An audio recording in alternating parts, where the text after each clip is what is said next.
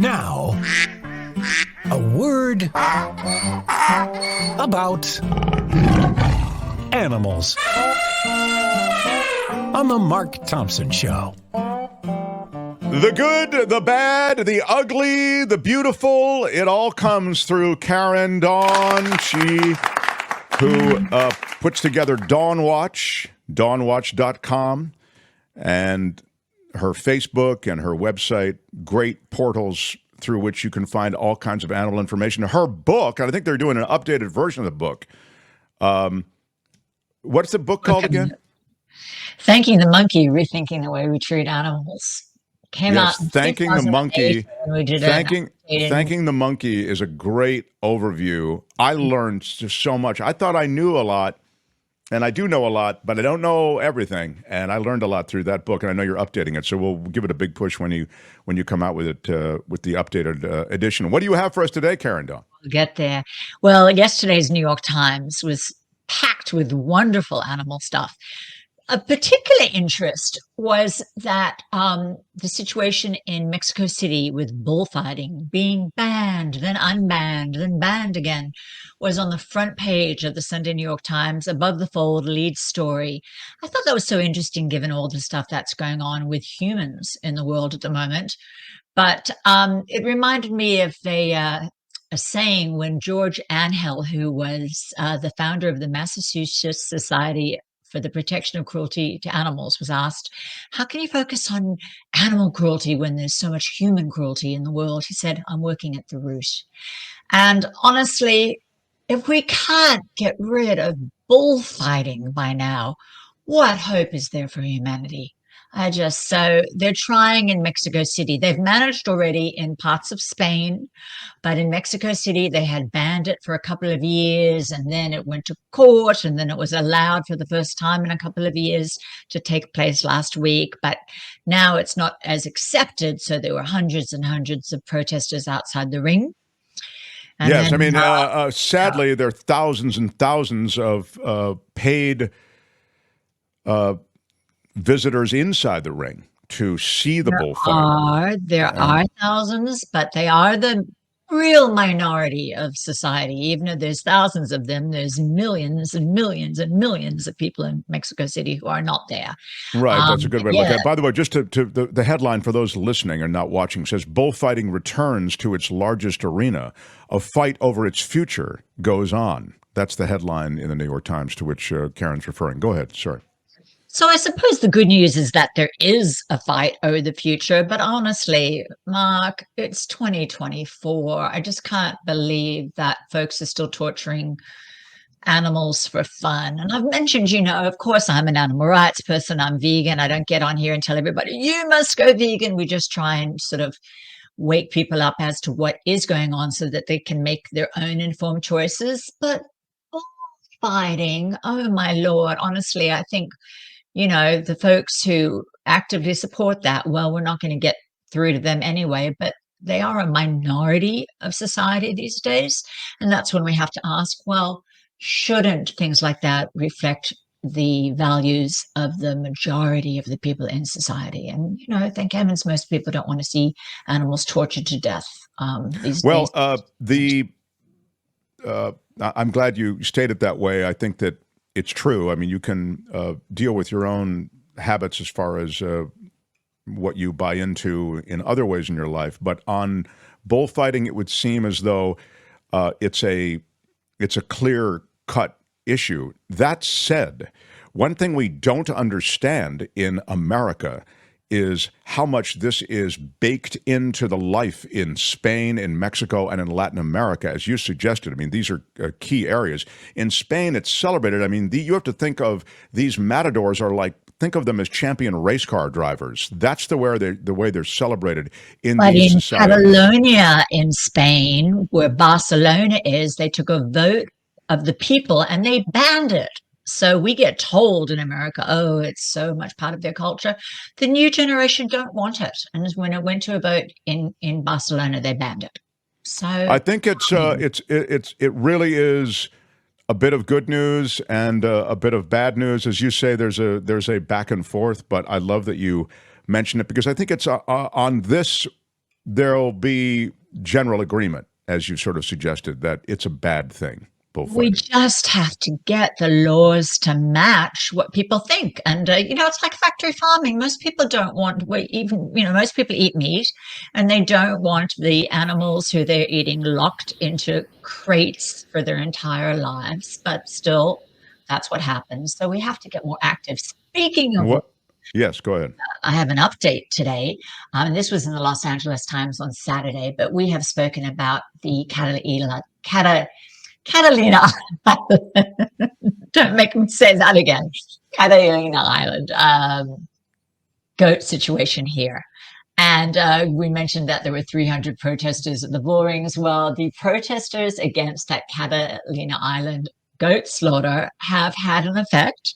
And it was mentioned in the Saturday's Los Angeles Times that Janice Hahn, the Los Angeles supervisor, has, in a hearing the other day, has asked folks to look into other solutions. So, Mark, I want to thank you personally for that, because you've had me on this show, you had me on KFI. You are one of the people who've been a real voice in Los Angeles saying, can't we do something other than just slaughter all these deer? And we're being heard. So activism works. It's also particularly grisly and gruesome, the notion of the solution being, we'll fly a bunch of helicopters over like some kind of war movie and just mow down with guns. It's just and leave them there. Right, and then leave the corpses there. It just feels like a level of barbarism that no one is particularly good with. So anyway, right. Continuing, go ahead. Right. So, but the good news is that we raised a ruckus, and it has not been completely ignored. So, it's funny. Thank you for mentioning Thanking the Monkey, and we are going to get another episode, another edition out there. The very last section of Thanking the Monkey is called Walk the Talk, and it's just about getting people to talk more about these issues, so that if you hear all the deer in Catalina Island are supposed to be slaughtered, you raise your voice, you say, this might not be the way to do it, just because animals need a voice so badly, and that Catalina Island situation is showing that it works. And then the other thing I wanted to bring to you is just a story I love, which is the Flaco story. And folks might remember that Flaco is an owl, a Eurasian owl, who escaped. Well, you're not supposed to say escaped. They have the language police are telling New Yorkers what they're allowed to say and what they aren't allowed to say because it was a crime. Somebody let Flaco out of his enclosure at the Bronx Zoo about a year ago, and there were all sorts of fears for his safety. A year later, he is flying around New York. He's their mascot. Everybody loves him. He's done just fine. And I'm so thrilled to say that the Sunday, and this was on the cover of the Metro section, Sunday's New York Times, that article was full of quotes from people celebrating his freedom.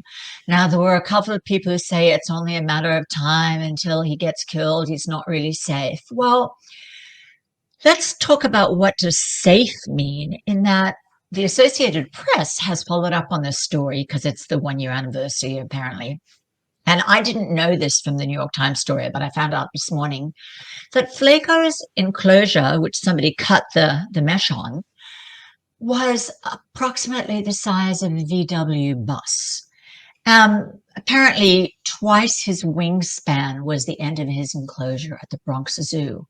So the second he got a chance to get out of there, and he'd been in there for 13 years, he was captive bred, so it wasn't that he remembered the wild, it was just his instincts or whatever. The second he got out of there, he wasn't going back. And he is now flying all over New York City, and people adore him. And he's apparently hooting all the time because he does not have a mate. And I'm sure he could use a girlfriend or a boyfriend, depending on what area of town he's in. But he is doing a lot better than he was in that darn cage, that's for sure. There is a concern. Apparently, his number one danger is from rodenticide. And, that just means it's time to talk more about rodenticide, which has been banned in most of California. And I don't know what the latest on New York and rodenticide is, but that Now, should just not those, the be rodenticide is just run it out. Just remind us what it is, please. rat poison, rodent, Right. rat Right. In poison. other words, the owl And feeds off of the rodent, which has been killed by this stuff, and that kills the owl or other And birds it's like the. usually that the rodent is dying rather than dead. And Mhm. so, because vultures will eat dead animals, but In any owls case, won't. it's passed along that way. Absolutely.